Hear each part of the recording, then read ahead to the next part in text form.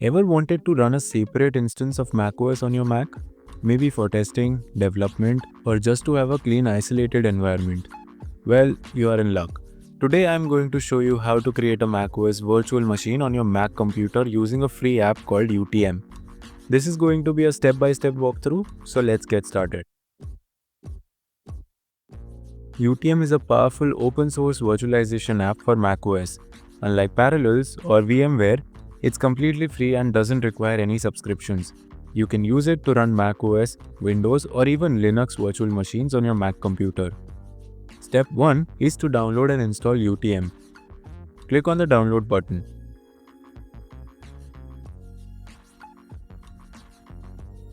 Once the download is complete, you will have the DMG file.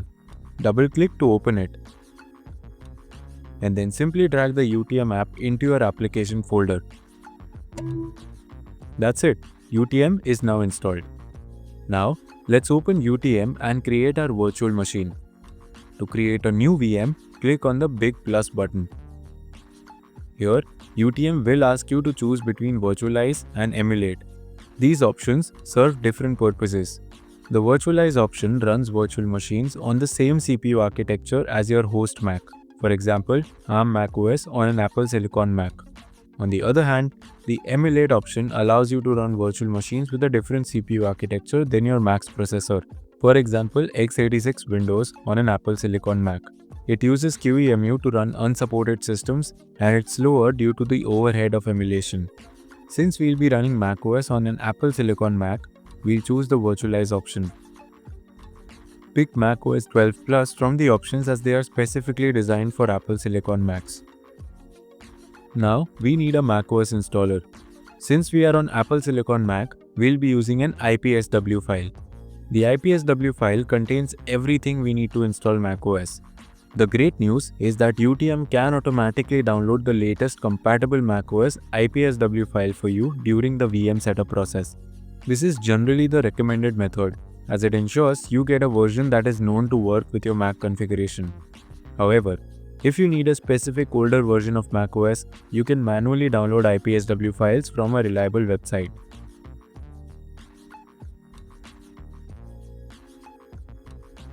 UTM recommends ipsm.me website on their official documentation.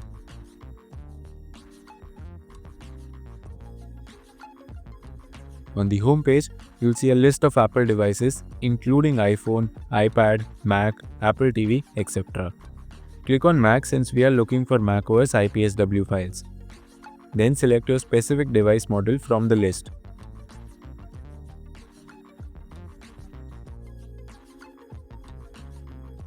Once you select your device, you'll see a list of available macOS versions. Here, it's showing a green tick which indicates that the IPSW file is signed and supported by Apple hardware. Click on the macOS version you want to download.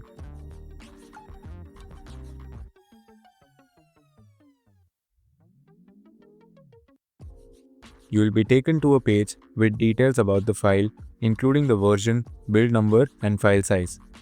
Click on the download button to start downloading the IPSW file.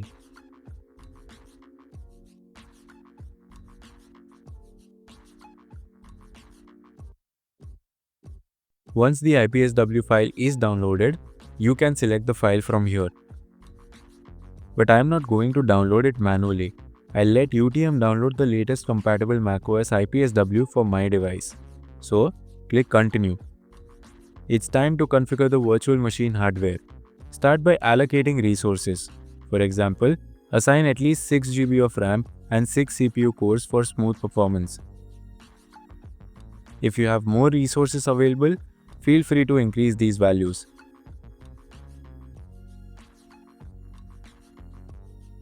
At least half of what your Mac has is usually a good starting point.